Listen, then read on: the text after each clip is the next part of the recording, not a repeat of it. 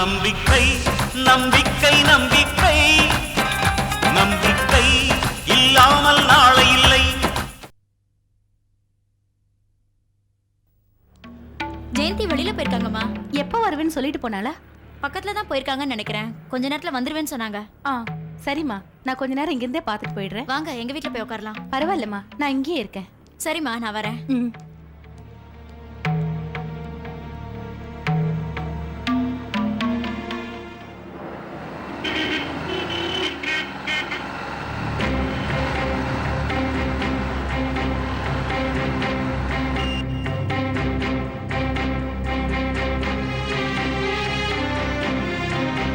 ரைட்டை cut பண்ணிட்டு அப்படியே ஸ்ட்ரெயிட்டா போயிடுங்க.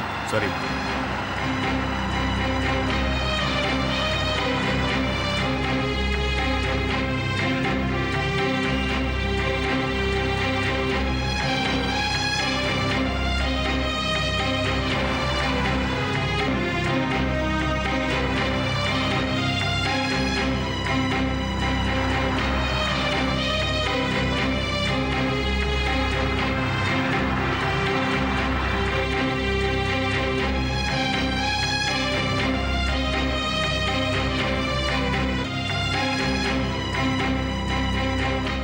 எவ்வளவு நேரமா உட்காந்துட்டு இருப்பீங்க? வாங்கம்மா, எங்க வீட்ல வந்து உட்காருங்க. பரவாயில்லம்மா, உங்களுக்கு எதுக்கு சிரமம்? ஏமா, இதுல என்ன சிரமம்? ஜெயந்தி வர வரைக்கும் எங்க வீட்ல வந்து உட்காருங்க. நான் சூடா ஒரு டம்ளர் காஃபி போட்டு தரேன். வாங்கம்மா. பரவாயில்ல, இருக்கட்டும். லெஃப்ட்ல டர்ன் பண்ணிடுங்க. வாங்கம்மா.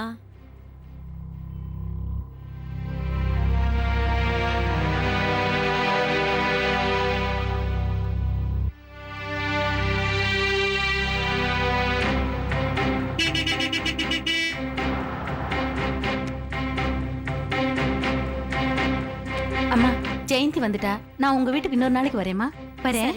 உள்ள வந்து காஃபி சாப்பிட்டு போங்க. பரவாயில்லம்மா, டாக்டர்மா வெயிட் பண்ணுவாங்க. நான் புறப்படுறேன். ரொம்ப தேங்க்ஸ். வரேம்மா.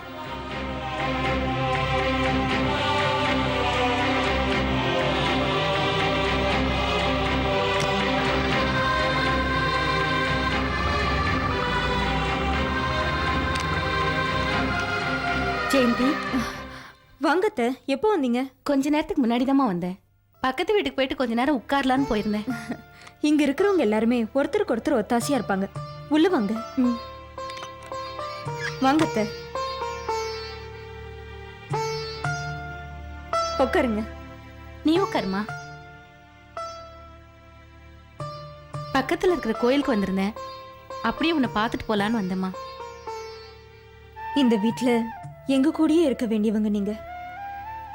அப்பப்ப வந்து பார்த்துட்டாவது போறீங்களே, ரொம்ப சந்தோஷம். நான் எங்க இருந்தாலும் என் மனசும் நினைவும் உங்க 2 பேரும் மட்டும்தாம்மா சுத்திட்டு இருக்கு.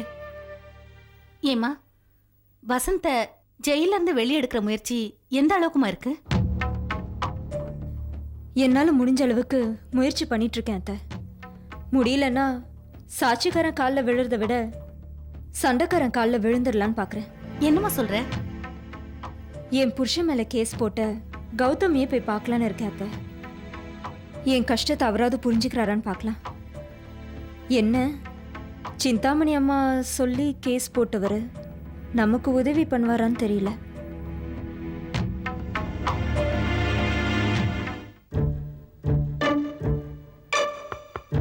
சார்,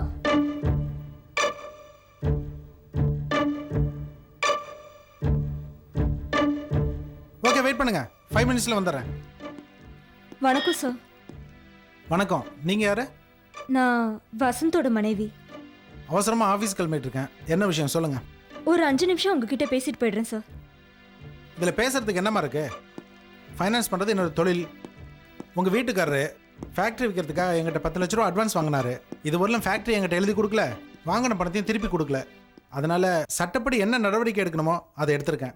இதுக்கு மேலே என்ன சொல்றது? எனக்காக ஒரு தடவை கருணை காட்டுங்க சார். என் புருஷனை வெளியே கொண்டு வரதுக்காக நீங்க உதவி செஞ்சீங்கன்னா எப்படியாவது அவரும் நானும் உழைச்சு சம்பாரிச்சு உங்க கடனை அடிச்சிடுறோம் சார். வசந்த் எங்கிட்ட வாங்கின 10 லட்சத்தை தொழிலை கவனிக்காம ஊதாரத்தனமா செலவு பண்ணிட்டு இருந்திருக்காரு. அதுவும் இல்லாம ஒரு பொண்ணோட தொடர்பு இருக்கிறதாகவும் அவங்க மூலமா சமீபத்தில் தான் அவங்களுக்கு ஒரு குழந்தை பிறந்திருக்கிறதாகவும் கேள்விப்பட்டம்மா. வசந்த் இவ்வளவு மோசமா இருப்பார்னு நான் கொஞ்சம் கூட எதிர்பார்க்கல. இல்ல சார், அவர் ரொம்ப நல்லவர்.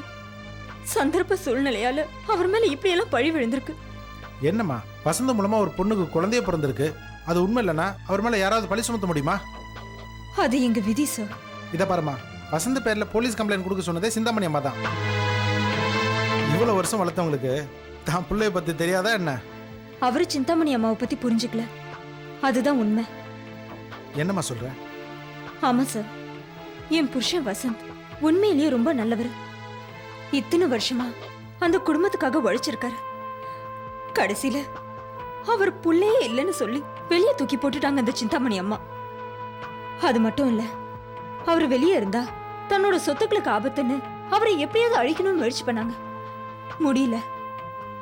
இப்போ உங்களை வச்சு அவரை ஜெயில தூக்கி போட்டுட்டாங்க.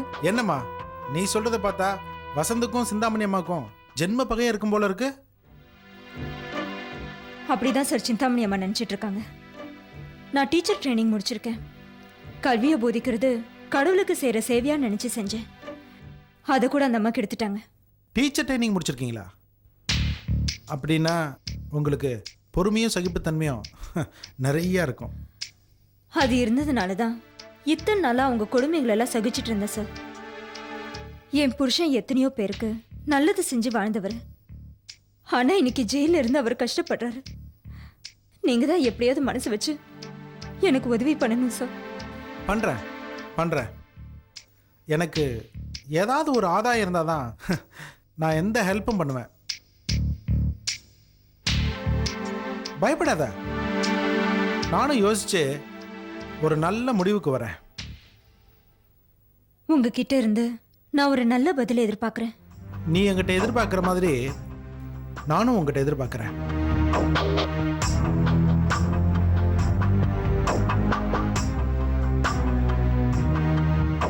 என்னம்மா பார்க்குற? உங்ககிட்ட என்ன வேணுங்கிறத யோசிச்சு வைக்கிறேன். நாளைக்கு வா.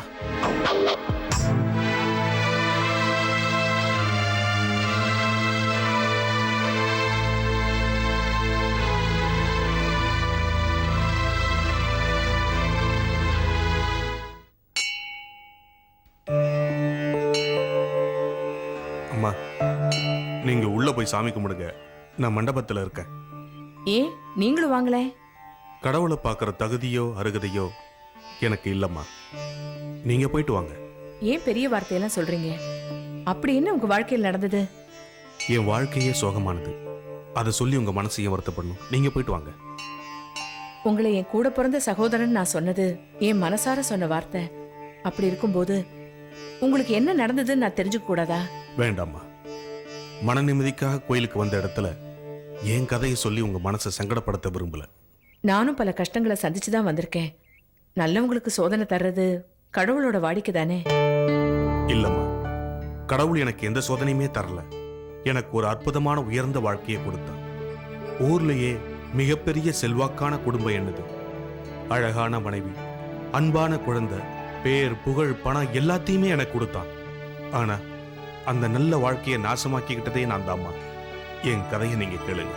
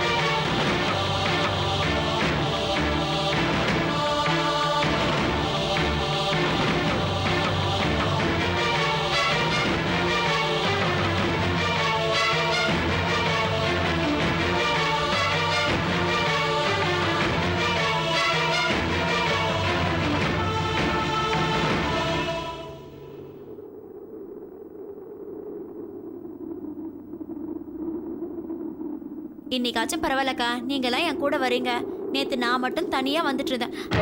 ஏய் யார் விழுந்து கிடக்குறாங்கக்கா. கிடக்குறாங்க? ஏய் வா என்னன்னு பார்க்கலாம். ஐயோ நல்ல வேளை மூச்சு இருக்கு, வாங்களேன் சீக்கிரம் வாங்களேன். சரி, சரி. தூக்குங்க.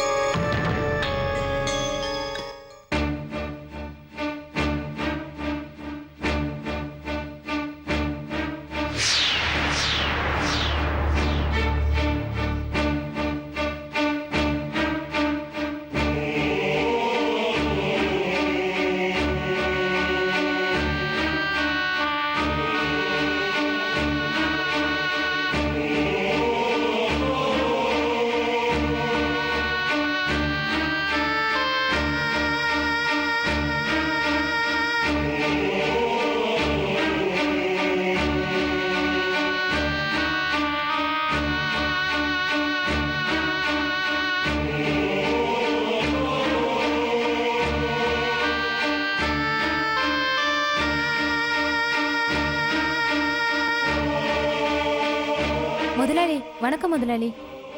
என்ன தெரியலைங்களா? நான் தான் உங்க வீட்ல வேலை செஞ்ச கற்பகம் முதலாளி. தெரியலம்மா. கோட்டை மாதிரி இருந்த உங்க வீட்டை போய் பார்த்துட்டு வரீங்களா முதலாளி? கண் கலங்கி வர்றவங்களுக்குலாம் உங்க வீடு ஒரு கலங்கரை விளக்கமா இருந்துச்சு. இன்னைக்கு நீங்களே கண் கலங்கி நிக்கிறீங்களே முதலாளி. ஏமா என் மனைவி விசாலமும் என் மகனும் எங்கன்னு தெரியுமா? அதை ஏன் கேக்குறீங்க முதலாளி? உங்க பையன் ராஜா மாதிரி இருந்தவன் இறந்து போயிட்டான் முதலாளி. என்னம்மா சொல்ற? என் பையன் செத்துட்டாங்க. ஆமா முதலாளி, நீ சொல்றது உண்மையா? உண்மைதான் முதலாளி. குழந்தை இருந்த சோகத்துல விசால அம்மாவுக்கு பைத்தியம் முடிச்சிடுச்சு. சிந்தாமணி அம்மா வீட்டையும் வித்துட்டு விசால அம்மாவையும் எங்கேயோ கூட்டிட்டு போயிட்டாங்க முதலாளி. அவங்க எங்க போயிருக்காங்கன்னே தெரியல முதலாளி.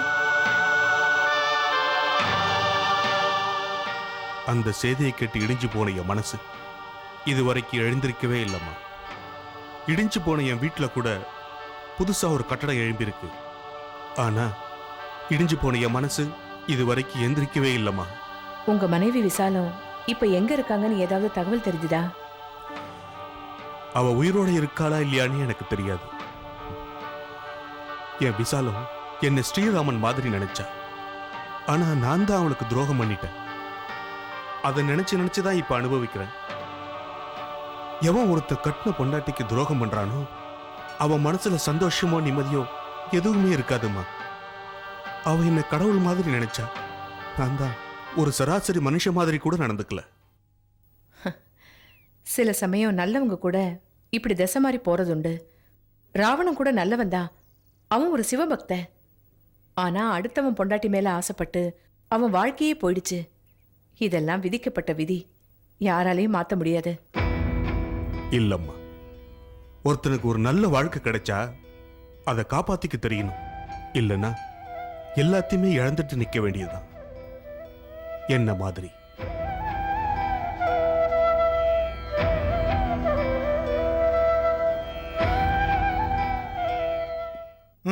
சொல்லியா? அப்புறம் என்னதே கொடுக்க மாட்டானா? யோ என்னையா வேலை பார்க்குறீங்க?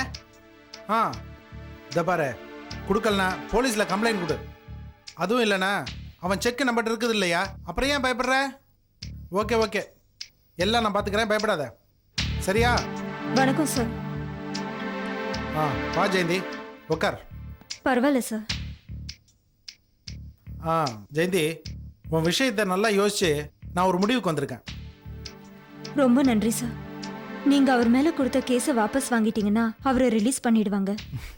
அவசரப்படாத.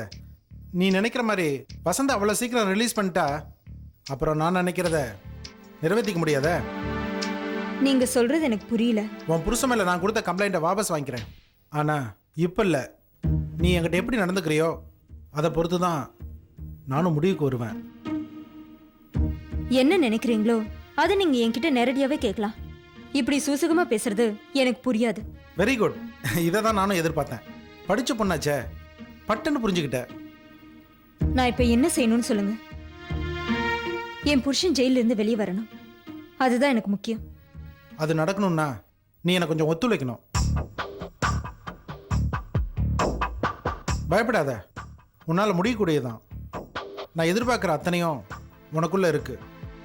நீ மனசு வச்சா கட்டாயம் நடக்கும். நீங்க நல்லவரா கெட்டவரான்னு என்னால புரிஞ்சுக்க முடியல. இப்போ அது முக்கியம் இல்லை. முதல்ல உன் புருஷன் வெளியே வந்தாகணும். எனக்கு நான் நினைக்கிறது நிறைவேறணும். கூட வா.